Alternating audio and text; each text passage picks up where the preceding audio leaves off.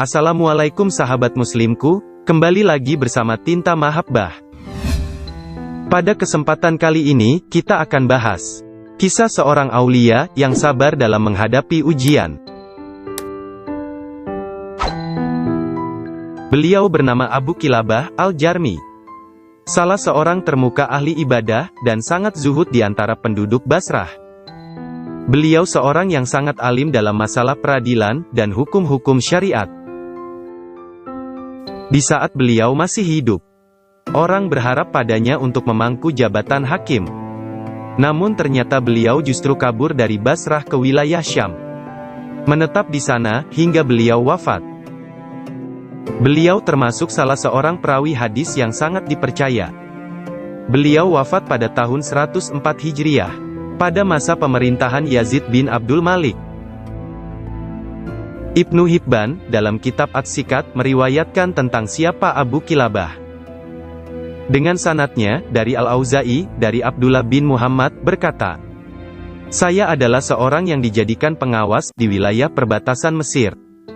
Suatu hari, aku keluar rumah pergi ke daerah pesisir pantai, untuk memeriksa wilayah tersebut. Hingga ketika aku sampai di suatu tempat, lapangan luas berpasir. Aku mendapati sebuah kemah. Di dalamnya ada seorang laki-laki yang telah lumpuh. Kedua kaki dan tangannya tidak lagi dapat digerakkan. Penglihatan telah buta. Dan pendengarannya tidak lagi berfungsi dengan baik. Bahkan seluruh anggota badannya sudah tidak ada yang dapat ia pergunakan. Kecuali hanya lidahnya saja yang ia pergunakan hanya untuk berkata-kata. Dalam keadaan seperti itu, dari mulut orang tersebut aku mendengar kata-kata zikir. Ia mengucapkan, 'Ya Allah, jadikanlah aku seorang yang selalu memujimu, dengan pujian yang dapat menjadikannya sebagai syukurku atas nikmatmu, yang telah engkau karuniakan kepadaku.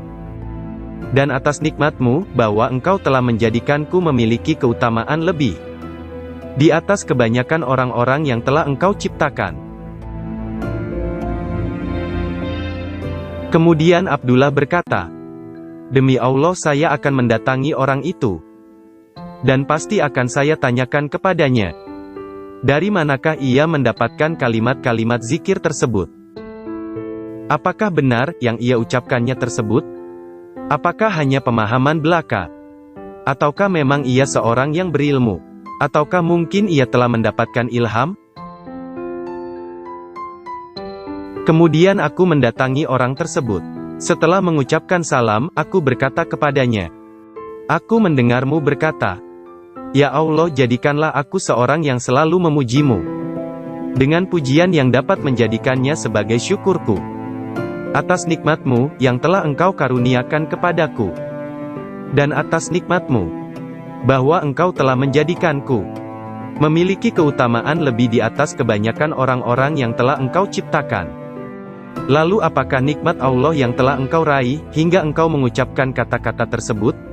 Serta apakah keutamaan yang telah engkau raih darinya, hingga engkau patut mensyukurinya?'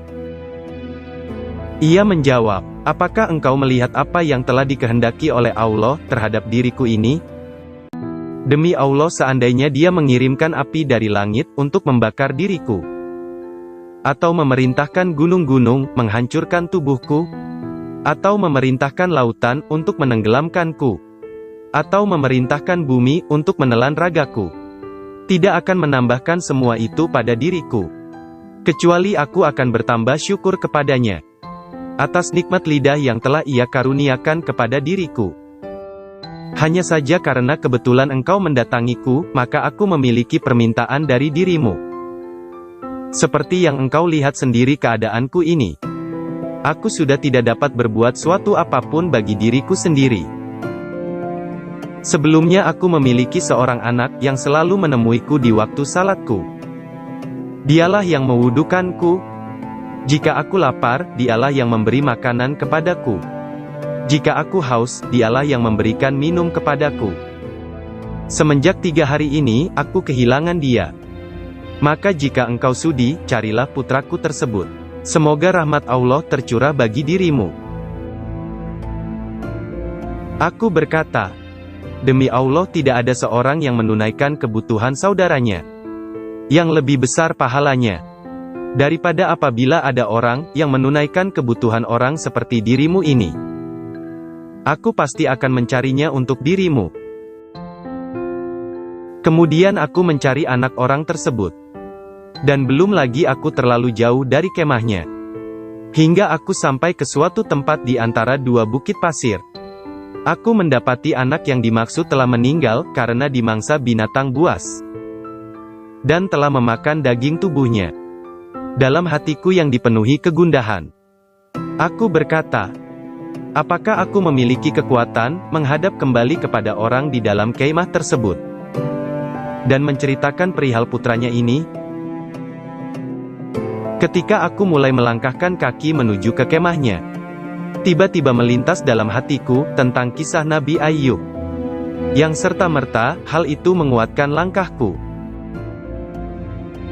Setelah sampai di kemahnya, aku mengucapkan salam kepada orang tersebut. Lalu ia menjawab salamku. Ia berkata, bukankah engkau temanku tadi? Aku menjawab, benar. Ia berkata, apa yang telah engkau lakukan terhadap apa yang aku pintakan kepadamu?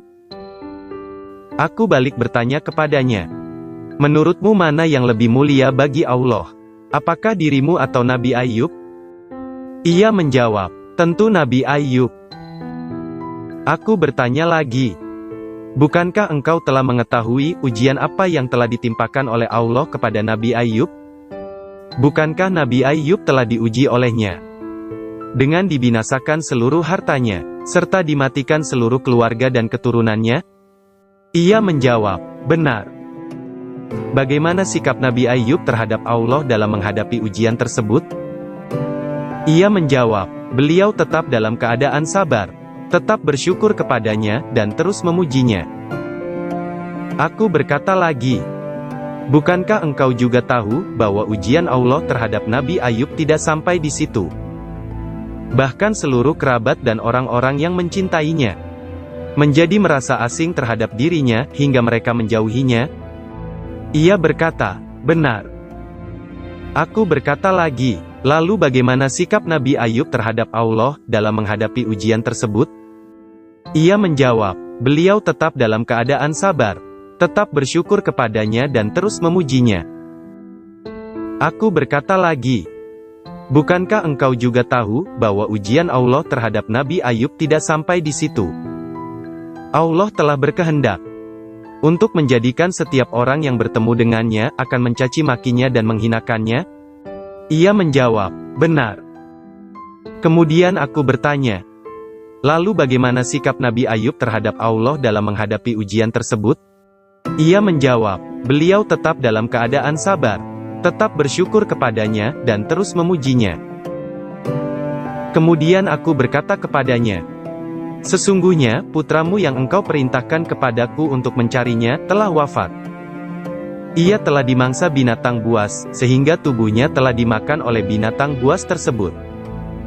Semoga Allah memberikan pahala yang besar bagimu, dan tetap menjadikanmu seorang yang terus bersabar.